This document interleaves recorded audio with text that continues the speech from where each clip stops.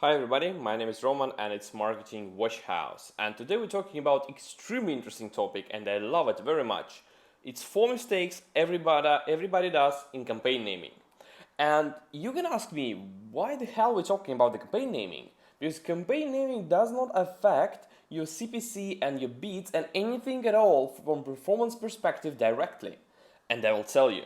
Because campaign naming is it's the most important thing when you want to scale. And you always want to scale. One day, and this day will come to your business, you want it to grow. You want to ask somebody to watch through your campaigns, ask me to watch through your campaign or to do anything else, and you will fail because people will come to your account and won't understand a single thing from the mess you've done. So let's have a look on the 4 most popular mistakes I've seen in more than several hundreds accounts through my life. First thing, don't make a mess with the order variables. You have a lot of campaigns, you have a lot of splits, you divide them by geo-targeting, by device, by clusters, by a lot of things. So each time you divide something, each time you create a new variable in the name, put it in the same place as you put it always. If you define search type or GDN type campaign in the very beginning of campaign name, do it always like that. If you define the bidding stuff in the end of campaign, always put it in the end. Never make it in different order, in different places, and never do it without separators. Another thing, don't make campaign names too long. Do not describe every stuff. I don't actually need to know that Mercedes-Benz is actually Benz because it's just Mercedes or Daimler, or you can actually just call it MB if you want. Don't do it too much. Too much is always bad. Too short or too long is something that I see all the time. Somebody gives me an access to account. I wanted to make the advertising work.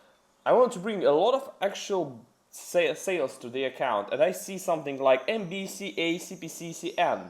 What does it mean? I didn't get it. I mean, I know right now because I've done this example, but it's like something really bad. Don't do that.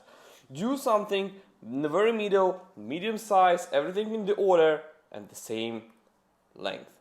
Another thing is separators, and that's the most painful one because people try to put so many different ways of putting brackets, dashes, underlines, and a lot of other stuff there. Don't mess with this, please. Define one example and try to follow the order. For example, number 3 and number 4 in my list is very easy to read and it's very nice to filter by this naming. Number 1 and number 2 is just a mess. Don't do a mess in your account. And another thing, the last thing, and it's most difficult because it's difficult to explain it without actual business to have a look on, but don't mess up with the clusterization. For example, number 2 and number 3, buy cars cheap and buy used cars cheap, this probably should be the same campaign, not two different campaigns, because it's buy cars cheap. It doesn't make sense, you know? What we actually want to do is to cluster campaign by the same product, by the same side we have, and by the same offer we can offer to the clients. For example, if you have a BMW and Mercedes and a lot of other used cars, you want to cluster them by the brand. If you sell only BMW, you want to cluster them by model number. If you have several shops, you also want them cluster by regional, and so on. Do not do BMW campaign and BMW new cars campaigns.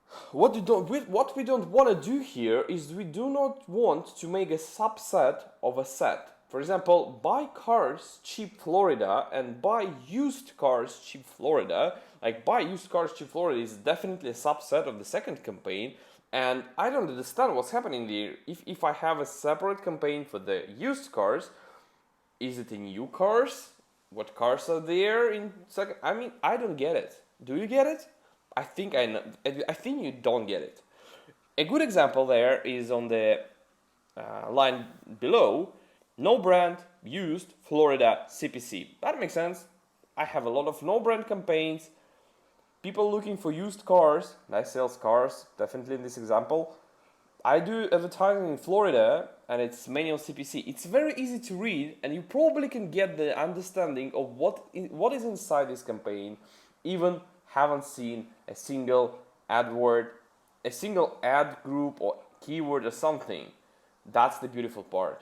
This is what clusterization is about.